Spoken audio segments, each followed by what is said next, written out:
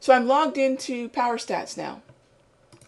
And what you see here is it's really interesting data, because what this is the culmination of all this price feed that was basically being collected to yield the chart pattern results. And the folks over there decided, hey, you know what? I think we can take this data and start dissecting it into different types of studies. And it's really unique because I've never run into anything like this. And I was lucky enough to kind of be part of the development of this. And it just blew my mind, because studying market cycles, I already believe that there is a natural rhythm to the market. So when they told me they were breaking this down, it's like, hold on, you have me at hello, you know? You got me. I think that there is a natural rhythm. I've just never been able to take it from anything more than an anecdotal standpoint of the volatility, say, between 8 and 10 o'clock. And now they're breaking it down into days. They're breaking it down into hours. So let's go ahead and jump into the hours for that dollar yen. Let's kind of follow through that scenario we were talking about before. And what I've got now is an understanding that, okay, there's a certain rhythm to the market, and they break it down into different sample sizes. I can take a look at the last 6 months, or I could zoom in and really see what the psychology of the last, say, 4 weeks has been. And you'll see it's very different. Take a look at 6 months. Okay, now take a look at the pip movement. All right, each bar represents the low, the high of each hour, and then the band across the bar is the average. And take a look at the last 1 month.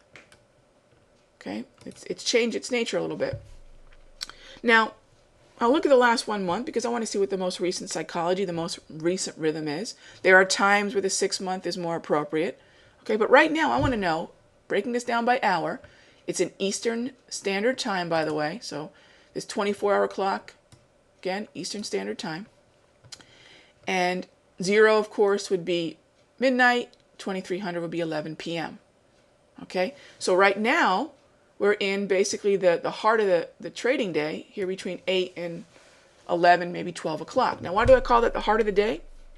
Well, for most dollar correlated pairs, any pair that trades against the dollar, usually, if not the most volatile time or the most active time, or amongst the most volatile or active times, will be the hours between 8 a.m., again, New York time, Eastern Standard Time, to about 11 o'clock or 12, because this represents the overlap between Frankfurt, between London, and then also between the New York financial centers. So you've got Europe, UK, and the US, guns a-blazing, okay? The U.S. overlap becomes, therefore, I think, the most important, because the economic reports that are released, typically 8:30, 9 o'clock, 9:15, or 10 o'clock, whatever the times are what create this volatility you see here during these hours. Okay? So having said all that, as I'm trying to get an idea of not only what kind of price action am I going to see between now and noon before the London close, also what's the likelihood that I could test that 9,400? What's the kind of volatility I'm likely to see, and when is that volatility likely to quiet down? Well, you can see it's going to quiet down after noon. Once London closes, you can see the drop-off, and you can actually see the drop-off after Frankfurt closes at 11 a.m. You can see the drop-off in the average pip movement. Okay? And so I know that I could see about 30 to 23, 20, yeah, but let's call it 20 to about 30 pips of price movement per hour. This does not mean in one direction. This means just price movement. So 20 to 30 pips per hour. So I know that the dollar yen is sitting at about 93.70 something right now. Okay? I know that any one of these single hours could take me to 94 on its own. I know 94 is going to be resistance. Okay? If I don't have any economic reports that could move the market between now and noon, I need to make sure that I look at the economic calendar. Now, 8:30, we already had unemployment claims, and it didn't seem to make too much didn't seem to make too much fuss. We can see the candle that occurred at 8:30. It was fairly wide-ranging. Okay. The next economic report I'm going to deal with will be the 10 a.m. ISM manufacturing number. That's going to be the next hot zone, high impact, red hot, hot zone. And that's what I call economic reports because it's a psychological event to me. Okay. I could really, quite frankly, I shouldn't say care less, but it's a distant second to the psychological impact. I'm not looking for the manufacturing PMI and its forecast of, 57 or something. I'm not really looking at the forecast versus what's going to happen. I'm not looking to play that forecast versus actual. That's not the point at all. I'm looking to see what the psychological reaction is going to be if 57 is either exceeded or if 57 is if it comes in below that. If we come in above or below 57. That's where the psychology is going to come in. So I need to know what that consensus or forecast is. That's the line in the sand by which I'll judge which side of the reaction I'm looking at. So it's important to know the release time. It's important to know the consensus. But I'm not looking to trade if the number comes in at 55. What does that mean? Is it a huge disappointment? Is it a slight disappointment? I'm not looking to play the actual data. But I know at that moment in time, there could be more volatility. There could be more price action volatility because of the psychology that 10 a.m. release, being a high impact or red hot hot zone, could bring. Everyone clear with me on that? So I need to know timing wise, and I know this 10 o'clock range here where on average I might expect about just under 25 pips. I would probably expect that I'll end up somewhere closer to the top of the range here versus somewhere in between this area is what I'm going to expect. The average to the top of the range. Because at 10 a.m. I'm getting that economic report. Okay?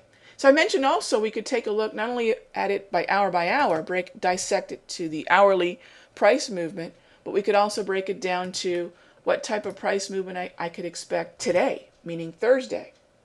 Okay? So I can take a look at the dollar yen and its behavior today. Over the last 1 month, what has it done typically on Thursday? And for the day, the price movement average is about 100 pips.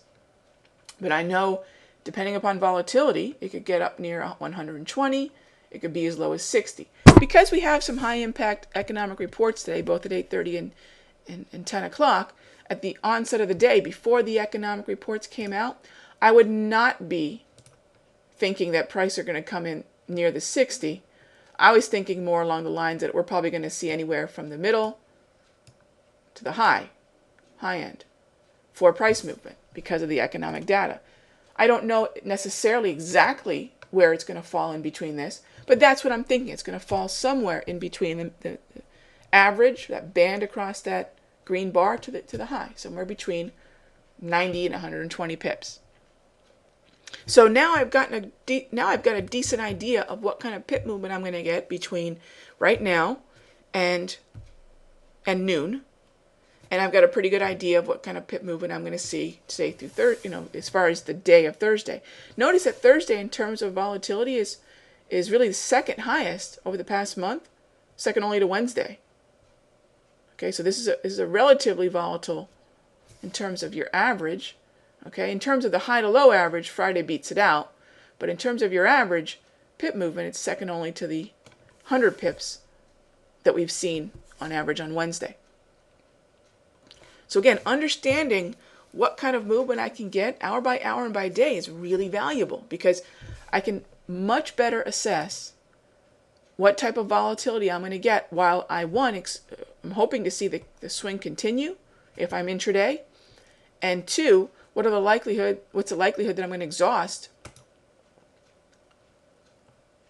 as we approach 94? Okay, if we start approaching 94 and we don't break 94 by, say, noon, I'm pretty sure that we're going to somehow probably congest below that because the volatility just dropped so much. So if we are not able to break 94 by 11 o'clock or noon, just based upon the expected price movement by hour, I'm not going to see again, this is all estimation and, a certain amount of assumption, but I doubt that I'm going to see a decent test of it and rally through it based upon the remainder of the day's price action.